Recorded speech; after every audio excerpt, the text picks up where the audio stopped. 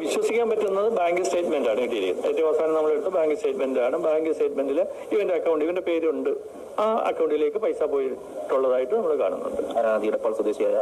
എടപ്പാൾ സ്വദേശിയായ സുകാന്ത് സുരേഷ്. ഈ മേഘയുടെ ശമ്പളം അങ്ങോട്ട് ഫോർവേഡ്, അതായത് അവസാനത്തെ 10 മാസം ഒക്ടോബർ മുതൽ അങ്ങോട്ട് ഫുള്ളായിട്ട് മേഘയുടെ അക്കൗണ്ടിൽ വരും, തിരിച്ചവന്റെ അക്കൗണ്ടിലേക്ക് പോകും. അതുവരെ കുറേശ്ശെ നമ്മൾ കടം മേടിക്കുന്ന പോലെ കുറേശ്ശെ മേടിക്കും, തിരിച്ചു കൊടുക്കും. ആ രീതിയിൽ പോയിക്കൊണ്ടിരുന്നതാണ്.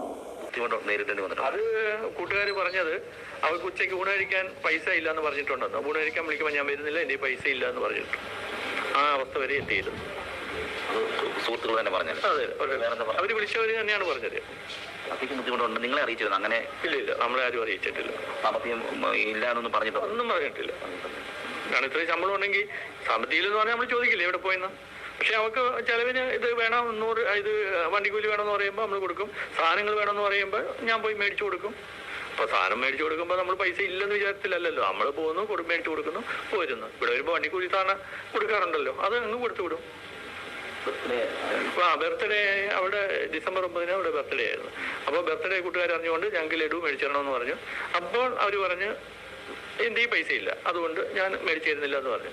അപ്പൊ ഇത് കേട്ടിട്ട് കൂട്ടുകാർ തന്നെ കേക്ക് മേടിച്ച് ബർത്ത്ഡേ ആഘോഷിച്ചു. ഇപ്പൊ ഞങ്ങൾ ബാങ്ക് സ്റ്റേറ്റ്മെന്റ് എടുത്തു. അപ്പോഴാണ് ഞങ്ങൾ വളരെ ഞെട്ടിക്കുന്ന വിവരങ്ങൾ അറിയാൻ കഴിയുന്നത്.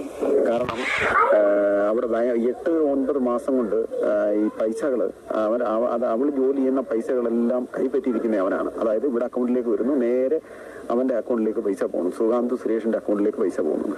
അപ്പോൾ ലാസ്റ്റ് പരിശോധിച്ചപ്പോൾ ഞങ്ങൾ ഒരു ദിവസം ഫുള്ള് ഇരുന്നാണ് ഇത് മൊത്തം പരിശോധിച്ചത്. ഏകദേശം 90 പേജ് അങ്ങനെ ഉണ്ടായിരുന്നു. അത് മൊത്തം സ്റ്റേറ്റ്മെന്റ് കോപ്പി എടുത്തു. അപ്പൊ അത്ര എടുത്ത് പരിശോധിച്ചതിന്റെ അടിസ്ഥാനത്തിൽ സുകാന്ത് സുരേഷ് അടുത്ത, അതായത് ഈ നമ്മള് പ്രസന്റില് ഈ 3 മാസം, മാർച്ചല്ലേ, മാർച്ച് മുതൽ അങ്ങോട്ട് ഒരു 3-4 മാസത്തെ ഫുൾ ശമ്പളം വരുന്ന ദിവസം തന്നെ ആ സെക്കൻഡിൽ തന്നെ അവന്റെ അക്കൗണ്ടിലേക്ക് ഇടുവാണ്. അവൻ പിന്നെ ഒരു പിച്ചക്കാശ് കൊടുക്കുന്നതിന്റെ കുട്ടിക്ക് ഒരു 50, 1000, 500, 5000 ഹോസ്റ്റൽ ഫീസ് വരെ അവിടെ പൈസ തന്നെ ഇവക്ക് അയച്ചു കൊടുത്തിട്ട് ഹോസ്റ്റലിൽ കൊടുക്കുക. അതായത് അവളുടെ ആ ഒരു ശിക്ഷ പോലെ, നമ്മളൊരു ജയിൽ ശിക്ഷ പോണക്ക് കുറേശ്ശെ പൈസ കൊടുത്ത് അവർക്ക് നല്ലപോലെ ഫുഡ് കഴിക്കാൻ പൈസ ഇല്ലെന്നുള്ളതാണ് ഇപ്പം നമുക്കറിയാൻ കഴിഞ്ഞത്. കാരണം അവിടെ കൂടെ ജോലി ചെയ്യുന്ന ആൾക്കാർ ഇന്നലെ വന്നിട്ടുണ്ടായിരുന്നു. വീട്ടുകളിൽ നിന്ന് ഭക്ഷണം കൊടുത്തിട്ടാണ് ഈ കുട്ടി കഴിഞ്ഞിരുന്നത് എന്നുള്ളത് ഞങ്ങളെ ഞെട്ടിച്ചു കളഞ്ഞിരിക്കുന്നത്. അതുകൊണ്ട് ഇത് കൃത്യമായിട്ടും സുകാന്ത് സുരേഷാണ് ഈ മരണത്തിന് ഉത്തരവാദി. അവനെ ഇപ്പോൾ ഞങ്ങളുടെ സംശയം, ഞങ്ങളുടെ കുട്ടിയെ അവൻ ദുരുപയോഗം ചെയ്തിട്ടുണ്ടോ എന്ന് പോലും ഞങ്ങൾ സംശയിക്കുന്നു. അപ്പോൾ കൃത്യമായിട്ടും ബാങ്കിങ് സ്റ്റേറ്റ്മെന്റിൽ ട്രെയിൻ ടിക്കറ്റ് ബുക്ക് ചെയ്ത് ഉൾപ്പെടെയുള്ള രേഖകളുണ്ട്. നിരന്തരം എറണാകുളം, തിരുവനന്തപുരം ഇവർ അങ്ങോട്ടും ഇങ്ങോട്ടും വന്നിട്ടുണ്ട്. അപ്പോൾ ഇത് മൊത്തം പരിശോധനയ്ക്ക് ഈ വീഡിയോ പറയുന്നത് കേൾക്കുമ്പോൾ നമുക്ക് പെട്ടെന്ന് പേടി, അതോടെ തന്നെ ആശ്ചര്യമാണ് വരുന്നത്. ആ പെൺകുട്ടി എത്രമാത്രം കഷ്ടപ്പെട്ടിട്ടുണ്ടെന്ന് ഇതിൽ തന്നെ മനസ്സിലാക്കാൻ സാധിക്കുന്നതാണ്. എന്നിട്ടും ഉണ്ടെങ്കിൽ അവനോടുള്ളൊരു ജീവിതം ആഗ്രഹിച്ച് അവനെ സത്യസന്ധമായിട്ടാണ് ആ പെണ്ണ് സ്നേഹിച്ചത്. അതുകൊണ്ട് തന്നെയാണ് അവൾക്ക് കിട്ടുന്ന പൈസയെല്ലാം അവനെ അയച്ചു കൊടുക്കുന്നതും. തനിക്കുണ്ടായിരുന്ന പ്രശ്നങ്ങളൊന്നും വേറെ ആരോട് ഷെയർ ചെയ്ത് ഇരുന്നിട്ട് പോലും അവനുണ്ടെങ്കിൽ ആ പെണ്ണിനെ ചതിച്ചിട്ടുണ്ടെങ്കിൽ വേറെ ആൾക്കാരോടെ പോകുന്നതുണ്ടായിരുന്നു. സോ അങ്ങനത്തെ ഒരു കഷ്ടത്തിൽ ഇരുന്നുകൊണ്ടാണ് ആ പെണ്ണ് തീർച്ചയായിട്ടും ആത്മഹത്യ ചെയ്തതെന്ന് നമുക്ക് മനസ്സിലാവും. ഇല്ലെങ്കിൽ ഒരു പെണ്ണും തീർച്ചയായിട്ടും ഉണ്ടെങ്കിൽ ഇങ്ങനത്തെ ഒരു കാര്യം ചെയ്യത്തില്ല.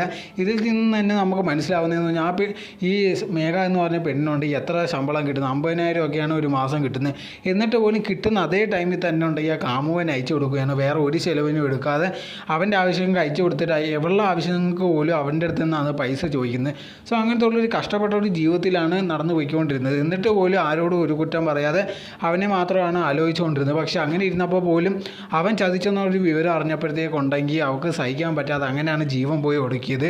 സോ ഇങ്ങനത്തെ ഉള്ളവന്മാരെ ഒന്നും വെച്ചേക്കാനേ പാടില്ല. അവന്മാരെ ജോലിയിൽ നിന്ന് മാത്രമല്ല അവനെ കൊണ്ട് അറസ്റ്റ് ചെയ്ത് കഴിയുന്ന അത്രയും ശിക്ഷ വാങ്ങിച്ചു കൊടുക്കേണ്ടതാണ് നിയമത്തിൽ നിന്ന് ചെയ്യേണ്ട ഒരു കാര്യം.